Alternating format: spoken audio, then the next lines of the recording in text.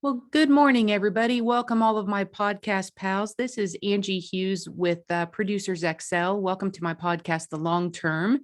I've got the top of the hour, and we are going to kick off our first podcast in the year 2022.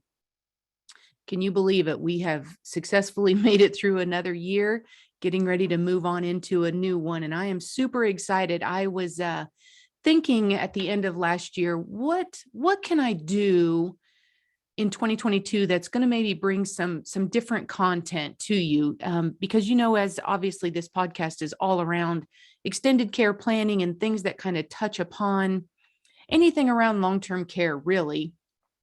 And I thought, you know what, I'm going to go a little far reaching, albeit I don't really think it is far reaching, but this year, I wanted to start the year off with something completely different, nothing I've had before. And I want to welcome as my guest at the first of the year, Mr. Jeff Waddington. He is the National Sales Director of the BGA IMO Annuity Distribution from Protective.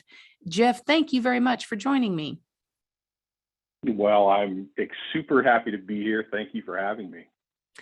I'm sure everybody took pause for just a minute when they were like, did she just say annuity distribution?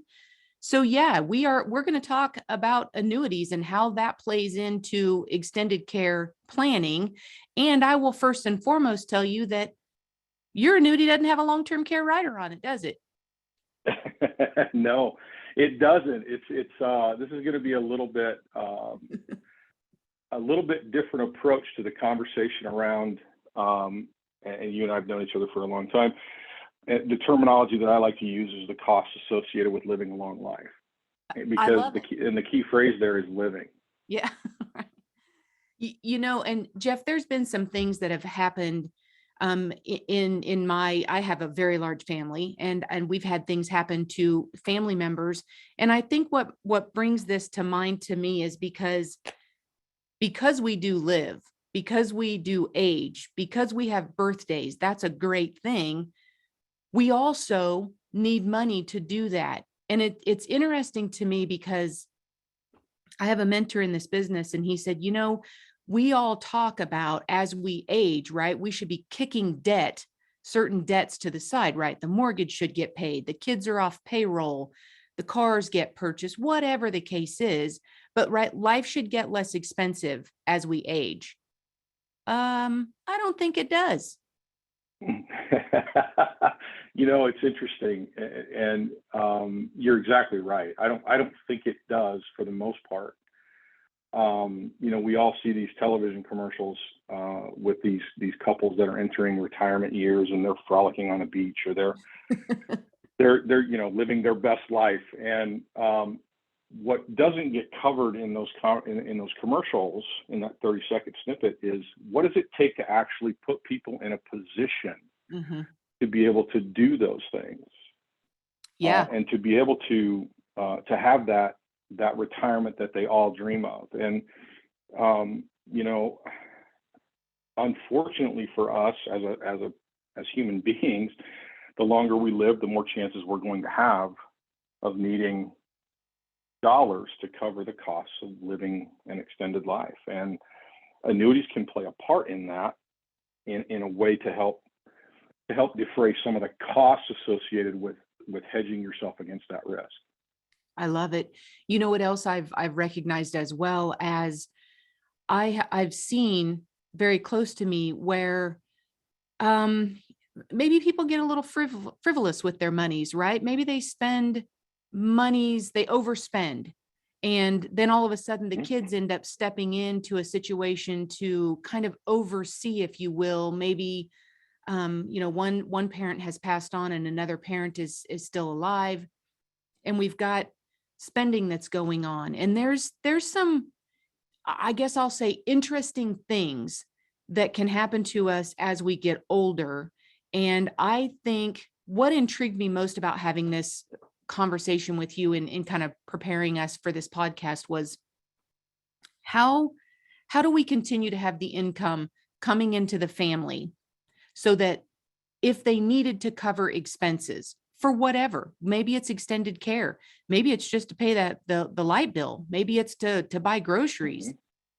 How can we position that to where I was watching a webinar the other day, and it was absolutely fascinating to me that there's platforms out there now that help families basically help the adult children to become the financial person for their parents, which is such a role reversal. And I promise you, it is not one that anybody hopes to ever have, but it happens a lot. And I think for It does. it and the adult children, if Go they ahead. knew, if those adult children knew where the income was coming from, and they knew that they could sit down, not that an extended care event brings children together, but if they knew that there was income coming in and they could sit down and put that budget together, wouldn't that make it so much easier for them if all of a sudden we thought, you know what, maybe we are looking at a claim, maybe we are looking at a care need, with or without insurance present. How do we do this? And I want you to talk about, because I don't know if anybody's been involved in this aspect of it, but it's frustrating, it's irritating, it's difficult, it's not fun, it's not what you look forward to. And I'm going to kind of tee this up for you, Jeff, because right before I started this podcast, and then I'm going to turn you loose on this, I went and filled my mug up. And I think you might have something to talk about. I'll tell you what, you know what, if this insurance thing doesn't work out for you, you've got a future in broadcasting. Ridiculously dumb talk show. Okay. That is, I'll tell you what, that would be, you've got a talent for it. Yeah. So, you know, this conversation can be such, it can be as complex or as simple as you want it to be. Now, I tend to try to make things as simple as I possibly can, but there are some areas of this conversation that touch so many other things, and it really comes under one giant heading. And the giant heading, you referenced it by the examples that you gave, is really all about the behavioral finance component of income planning. Mm-hmm. And the challenges that we as human beings face every day, just to have our psychological and emotional, not to mention financial needs met, we're very contradictory people, very contradictory beings, in that we all have a need for certainty to a degree, but we also have a need for uncertainty at the same time. Yeah. And I'll talk a little bit more about that in a second.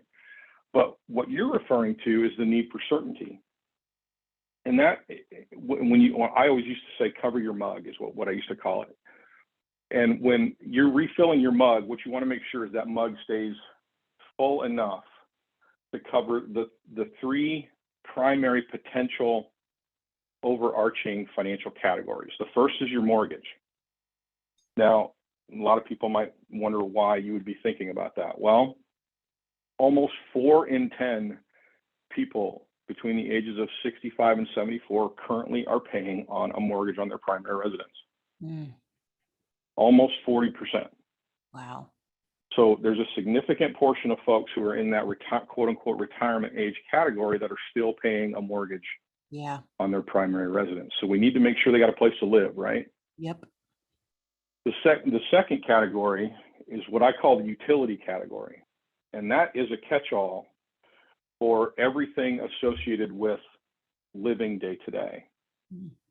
Your insurance bills, car insurance, homeowners insurance, your health insurance, which obviously can include your Medicare supplements and your long-term care programs, depending on, all of those things are sort of caught up in that, including also your electric bills and your keeping the heat on, and all of those things all kind of fall into that category. So that's the M and the U. And then the G is making sure we can still get fed and still pay for the groceries and the things that we need as our fundamental, just to get through each day. Mm-hmm. So what we're trying to talk about there is the certainty of knowing. If you think about it, you wake up every day and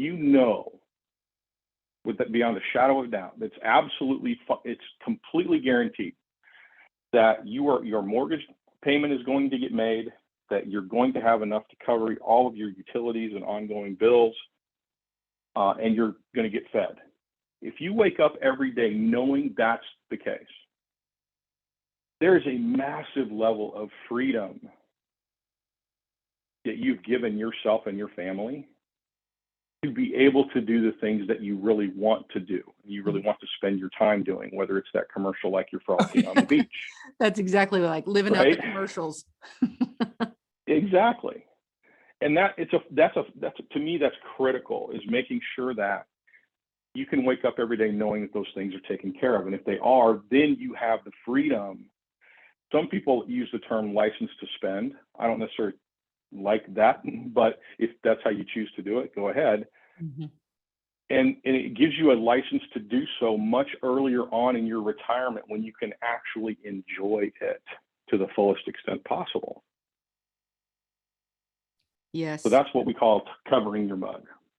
I love it. I love it, because I really do think it, and I'm trying to not get too terribly personal here on this this podcast, but it is really important, because I have to tell you, me thinking about an extended care event, there's a lot of things. I love that you touched upon the psychology of us as humans. And I have to tell you, a lot of folks go through life with a companion, whether you're married or you just have a companion in your life. When you no longer have that companion, and you've had that person for many, many, many years, there are some interesting and sometimes not such good things that can happen to folks when they become lonely. And I can't stress enough. I mean, even when my neighbor walks over to me and knocks on the door and just needs some advice because their sister just got scammed, it's critical that I think these annuities play such a role, maybe not providing the care, but providing the income to allow that family to make smart choices when their loved one's no longer making those smart choices. And knowing that there is a guaranteed lifetime income dropping into that family's checkbook has got to be, like you said, that certainty that's really going to offer some peace of mind, to know that all of a sudden we're not wondering where we're going to buy our groceries, or how are we going to do this, or what bill don't I pay. And I know we're kind of getting off topic, because typically people that buy long-term care insurance, people that put money into annuities, right? We're not talking about destitute, but I can tell you a personal story about a very well-off person in my community that ended up with dementia, very aggressive, passed away, and left his widow with a nightmare. I mean, the amount of collectors that are calling, and now she's scrambling to try to find out, how do I clear all of this so that I can still live? Can I keep my house? I absolutely I just like the words guaranteed lifetime income. I mean, how does that not make your heart thump faster? I mean, that's what, isn't that what people worry about, is outliving their money? Well, it's absolutely, you're absolutely right. It's the critical, it's the primary thing that folks entering into retirement are worried about right now. Mm-hmm. It's not, the markets. It's do they have enough money so that they don't outlive it, and they can live their final years as they choose to do so. Right. And right. You hit on a key component, and I want to make sure that this gets reinforced, because yes, I'm in the annuity business, and we have products that serve that need, but this is not really a product conversation. Mm-hmm. This is a solution conversation. And whether you choose the different types of annuities, the key components that you need to make sure you think about are, whether or not they're a fixed annuity, an indexed annuity, whatever vehicle you choose to use. The key components are guaranteed lifetime income riders. That's the key component. Mm-hmm. And there's a key distinction to make between income and IFCOM. I love it. IFCOM is based upon the underlying performance of the annuity contract. That's not what we're talking about here. We're talking about you knowing for sure that at whatever age, this is the amount of money based on the amount based on the deposit you made and the interest that gets credited. This is the amount of money that you will have no matter what, not subject to external market forces or anything else. This is your guaranteed lifetime income. So I want to make sure that gets reinforced, because it's an important concept. It is. And I love that, because, we even talk a lot about how folks, as you move farther into, I don't know, retirement or whatever we want to call it these days, right? Where it's really not the return on their money. It's really the return of their money. So the income IFCOM is absolutely a perfect analogy on what folks are looking for. And when you're actually planning the solution, right? So that's where everybody should take the conversation of insurance. Isn't insurance? Yeah. Okay. So it's a transfer of risk. It's a leverage play. It's this, that, but really it's a solution to a problem. And all of our consumers, all of our clients, quite frankly, everybody in America has problems. They've got needs that need to be met, and insurance products are the solutions for them. A lot of it is just an education and having a conversation with those folks about what is it that you're worried about. What makes you think in the future, what's your 2-year, 3-year, 5-year, 10-year, depending on the age of the client, which as we age, our needs and our issues change. And so as advisors to our clients, it's our job to make sure that we're bringing forth solutions relevant to them at the time. And I want to just kind of real quickly give me an overview of your guaranteed lifetime income riders. What does a typical client look like for you if somebody was to say, yeah, that's kind of interesting to me?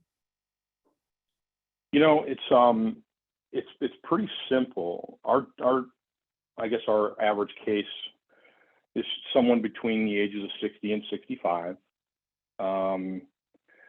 who are looking to cover their mug, so to speak, and put a portion of their portfolio into an annuity that's going to create a lifetime income stream, whether it's immediately, which, the younger in that spectrum, obviously they're going to not probably do it immediately.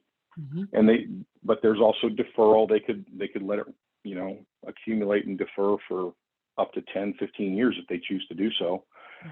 And our average size case is right around $225,000, which would create, depending on the age, somewhere around a $15,000 to $20,000 a year income stream that people are using to create that, to cover that mug, to fill that mug, and make sure that those dollars every year are there for the things that they need to fundamentally live their lives. So that's really the typical picture of a standard case that we write at Protective. I love it, because, this really does fit. Your demographic is what we see when we're having conversations about extended care planning with clients, right? Yeah, we say we like to get down to the folks in their 50s, but in reality, people are usually in their 60s. Of course, anybody that listens to Dave Ramsey, he's going to tell you to start at 60 looking at these types of things. So it's definitely fitting inside that same realm, if you will, when we're starting to talk about extended care planning and what are some of the solutions, because one size does not fit all. It is truly a conversation and a solution, and everybody should consider these types of insurance products are solution based for the clients, depending on what their needs are. And I love this. Jeff, I want to give you the platform one more time in the event that you have. I usually try to keep these to 20, 30 minutes or so, and I want to let you have one more. If there's anything else you want to say, You're more than welcome to plug Protective if you'd like, or anything around what you're seeing. You get the floor, my friend. Well, I sincerely appreciate that. I have two things. One, just as a dovetail comment off of what you just said, as it relates to the ages, where these types of conversations generally start taking place, is between 60 and 65. That's also a behavioral finance type of component, right? Because as human beings, it's very, very difficult for us to look much further than 5 years into the future. So having the conversation starting then, while it's maybe not ideal, unfortunately for almost all of us, I'm certainly one to be included in that, that's generally when we can start to see the need for something like this down the road. So I was just going to dovetail off that. The last thing I would say real quickly, and I'm not going to plug Protective, other than to say that we have a multitude of different solutions that can help solve problems for clients in the annuity arena. And would love to have more conversations with you about that at some point, but this is, to me, not the forum. This is more about making sure that we can give you some actionable information. And this is something that I talk a lot about. When you're talking about income planning, one of the key components to income planning is not necessarily the private insurance products like an annuity, but the public insurance products like Social Security. And Social Security is a very, very complex topic, but there are some key components that anyone needs to know as it relates to what they can expect in benefits, how the program actually works, and just here's what I would encourage you to do, is to do some research, go online and pull the most recent Social Security Board of Trustees report that gives you a snapshot into what the audited Board of Trustees believes will happen in the next 10 to 15 years. And if you don't think that the COVID pandemic and the Great Resignation and all of the things that are occurring in our society today will have an impact on that, this might help you have a better understanding, because your clients are worried about it. They need to know. And it's a great opportunity for you to engage in a conversation that can lead to so many other planning options for you. Wow. All I can say is that is I almost hate to end the conversation at this, because I think we could go on, about the whole Social Security income planning solutions that are out there, which plays a huge role into a lot of what I talk about when I'm talking about extended care planning, and how do you build the right policy to help supplement, the income that needs to come in to pay for care. That is very insightful. And I think as advisors, the more we know, the better we can help our clients. And we need to not kid ourselves, but income planning to our consumers, to our clients, is critical.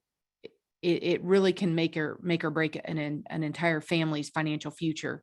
And, a lot of us like to think that we're going to leave a legacy, but I think if you look at the overall national statistics that's going on here, then there's not many of us going to leave legacies, because I don't know that many of us have done very proper planning to make sure that we have everything in place we need to make sure that we get to live our life like that commercial.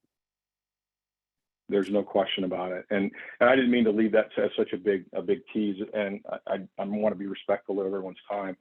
But you're absolutely right that income planning, so, we've gone over the last, 10 years or so, 15 years, it's been all about accumulation as the baby boom generation keeps, is getting toward that retirement age. Mm-hmm. Well, now that they're retired, the pivot has been massive, and it will continue to be massive for many years to come. Now it's all about, okay, you accumulated this portfolio. How do we, number one, protect it? How do we create an income stream for it, and make sure that we're accomplishing the goals you want to accomplish for the back half of your life? And that's, so right now, income planning is really where everybody's spending a lot of their time. This has been so much fun. Call me a nerd. I get it. But this has been a lot of fun. Jeff, I cannot thank you enough for being my first guest in 2022 on my podcast. I really appreciate it.